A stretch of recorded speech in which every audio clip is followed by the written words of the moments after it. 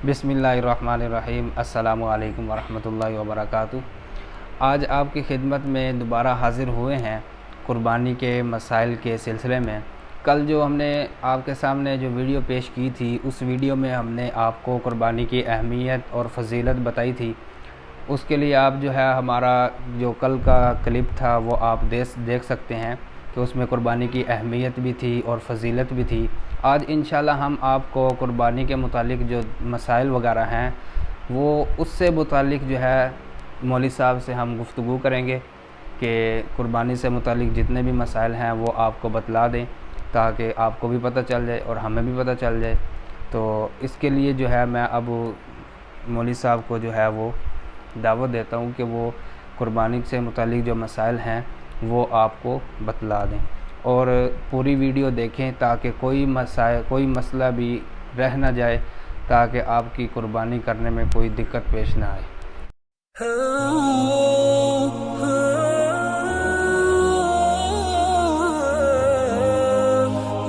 बिस्मिल्लाहिर्रहमानिर्रहीम। नहमदुहु व नसल्ली अला रसूलिहिल करीम, अम्मा बाद। आज हम इंशाअल्लाह कुर्बानी के चंद ज़रूरी मसाइल पर गुफ्तगू करेंगे। उन मसाइल में सबसे पहले तो जो मसला है वो ये है कि कुर्बानी से पहले अभी कुर्बानी के दिन शुरू हुए हैं, ज़िलहज्जा के अय्याम शुरू हुए हैं, चाँद नज़र आ गया हो तो उसके बाद मुस्तहब ये है कि आदमी जिसने कुर्बानी करनी है वो नाखन ना काटे, वो बाल ना कटवाए, मूछें ना कटवाए, तराशे नहीं। तो ये मुस्तहब अमल है और इस अमल के लिए बेहतर ये है कि वो इस चाँद निकलने और चाँद दिखने से पहले ही ये काम कर ले, अपने नाखून वगैरह काट ले ताकि सफाई का जो अंसर है वो बाकी रहे। तो उसके बाद चाँद नज़र आने के बाद से लेकर 10 ज़िलहज्जा तक कुर्बानी के ज़िबा होने तक वो ना काटे, तो ये मुस्तहब है, एक मुस्तहब अमल है। दूसरा मसला ये है कि आदमी कुर्बानी ख़ुद तो करते ही हैं, लोग जिस पर वाजिब है वो कुर्बानी करते हैं, बहुत अच्छी बात है। तो बाज़ दफ़ा ऐसे होता है कि लोग ये पूछते हैं कि जो आदमी हमारा रिश्तेदार या हमारे अज़ीज़ व अक़ारिब में से या वालिदैन में से या कोई आदमी अपने शेख की तरफ से या किसी बुज़ुर्ग आलिम की तरफ से या सबसे बुज़ुर्ग हस्तियाँ अम्बिया हैं, अम्बिया की तरफ से, सहाबा किराम की तरफ से, तो किसी नेक हस्ती की तरफ से जो दुनिया से रुखसत हो चुका हो उसकी तरफ से कुर्बानी करना कैसा है। वालिद फ़ौत हो चुके हैं, वालदा फ़ौत हो चुकी हैं, तो उनके लिए कुर्बानी करना कैसा है।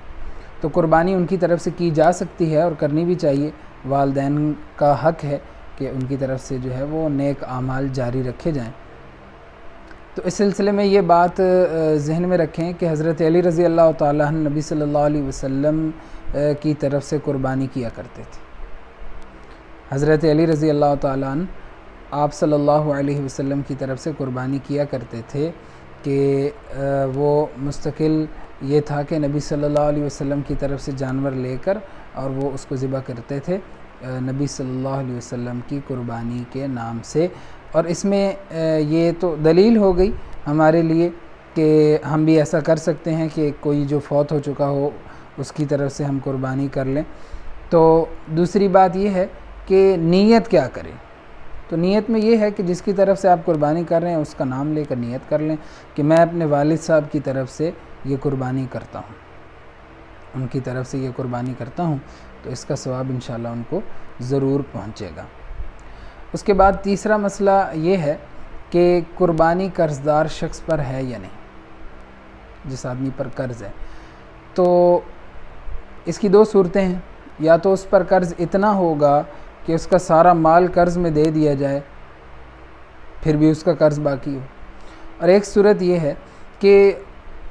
उसके पास इतना माल तिजारत या नक़द रकम इतनी है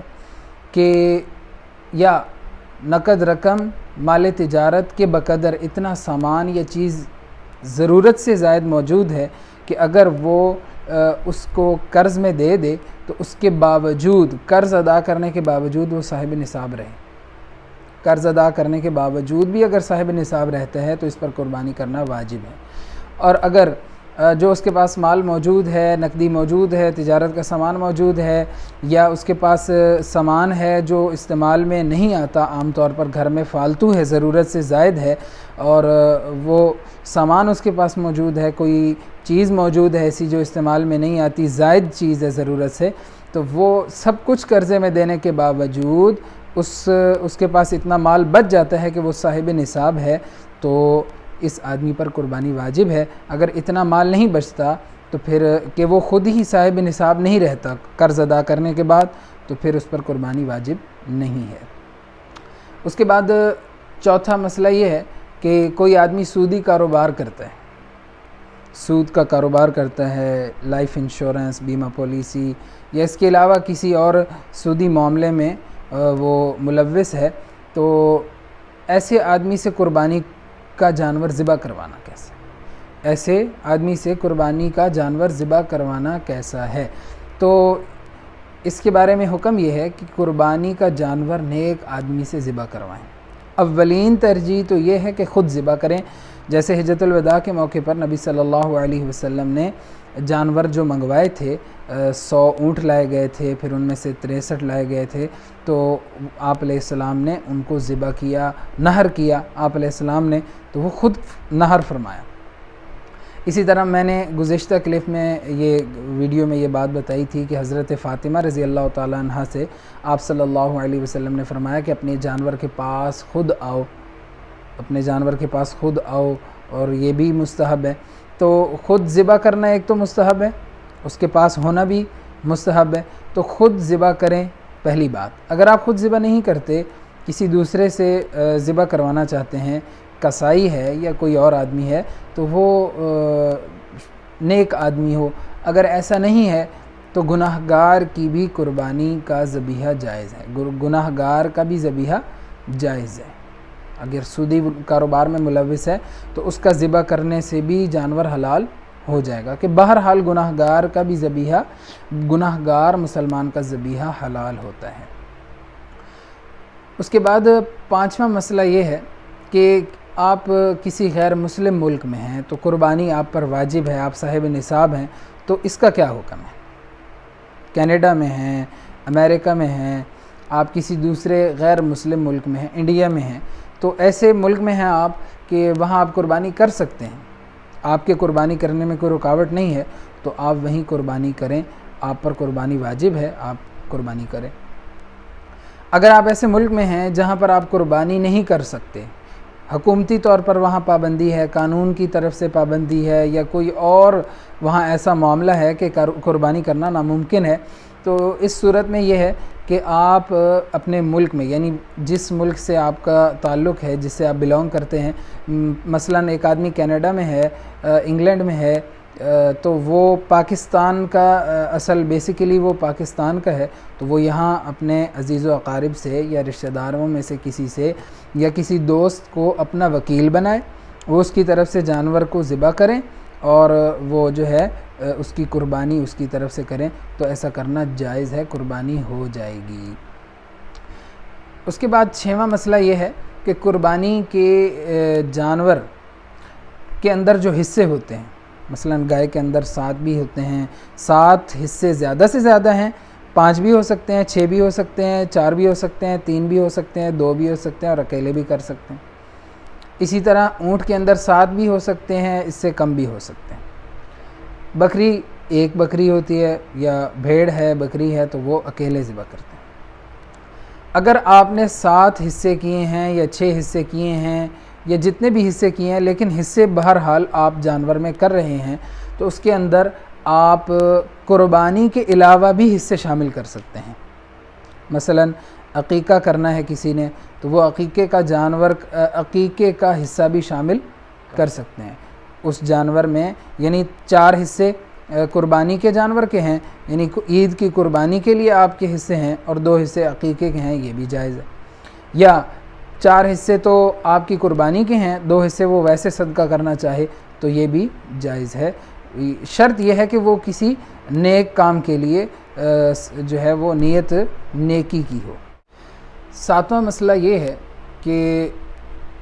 جیسے آدمی مرد قربانی کر سکتا ہے یعنی جانور ذبح کر سکتا ہے، اسی طرح عورت بھی جانور ذبح کر سکتی ہے، یعنی عورت کا ذبیحہ حلال ہے، اگر عورت ذبح کرے تو جانور حلال ہو جائے گا۔ دوسری بات، اگلا مسئلہ یہ ہے، 8واں مسئلہ، کہ 2 آدمی جانور ذبح کر رہے ہیں، مثلا ایک میں خود جانور ذبح کر رہا ہوں اور دوسرا میرے ساتھ کسائی بھی ذبح کر رہا ہے، یعنی چھری کو 2 آدمیوں نے پکڑا ہوا ہے اور وہ مل کر ذبح کر رہے ہیں، تو اگر ان میں سے کسی ایک نے بسم اللہ نہ پڑھی، ایک ہے بھول جانا، بھول جانے سے اگر رہ جائے تو پھر تو قربانی ہو جاتی ہے، لیکن 2 میں سے اگر ایک نے، مثلا کسائی کو علم ہی نہیں ہے، پتہ ہی نہیں ہے کہ بس ہو جاتی ہے، اس کو یہی پتہ ہے کہ بس ہو جاتی ہے، کوئی سارے وہ کر رہے ہیں تو ٹھیک ہے ان کی طرف سے، وہ کر رہے ہیں تو میری طرف سے بھی ہو جائے گی، یا اس نے قصدن ہی نہیں پڑھی کہ یہ پڑھ رہا ہے ٹھیک ہے میں نہیں پڑھتا، تو اس طرح کسی بھی آدمی کی قربانی قبول نہیں ہوگی، سب کی قربانی ضائع ہو جائے گی اور جانور حلال نہیں ہوگا۔ اس لیے یا تو ان کو پہلے بتا دیا جائے کہ بھائی آپ نے پڑھنا ہے، تو یہ احتیاطاً آپ ان کو پہلے بتا دیں، یا سب سے پہلے جو میں نے آپ سے بات کی کہ خود ذبح کریں، یہ زیادہ بہتر ہے، خود تکبیر پڑھیں۔ اس کے بعد 9واں مسئلہ یہ ہے کہ آدمی کسی دوسرے ملک میں ہے، مثلا جیسے میں نے پہلے بتایا امریکہ یا کینیڈا یا کسی دور ملک میں ہے، اور وہ وہاں قربانی نہیں کر سکتا کسی بھی وجہ سے، کسی بھی عذر کی وجہ سے، اور وہ پاکستان میں، یہ میں مثال دے رہا ہوں، وہ پاکستان کے اندر قربانی کروانا چاہتا ہے، اپنے کسی رشتہ دار، اپنے کسی دوست، اپنے کسی قریبی آدمی سے کہہ کے وہ یہاں جانور لے لیتا ہے۔ اب یہ مسئلہ ہے کہ ذبح کا اعتبار کس دن کا کیا جائے گا؟ کینیڈا کے دن کا کیا جائے گا کہ وہاں عید کا دن ہو اس دن یہاں ذبح کریں، یا جانور پاکستان میں ہے تو پاکستان کی عید کا اعتبار ہوگا؟ تو اس میں مسئلہ یہ ہے، حکم یہ ہے کہ جانور جس جگہ ہوگا وہاں کے عید کے دن کا اعتبار ہوگا۔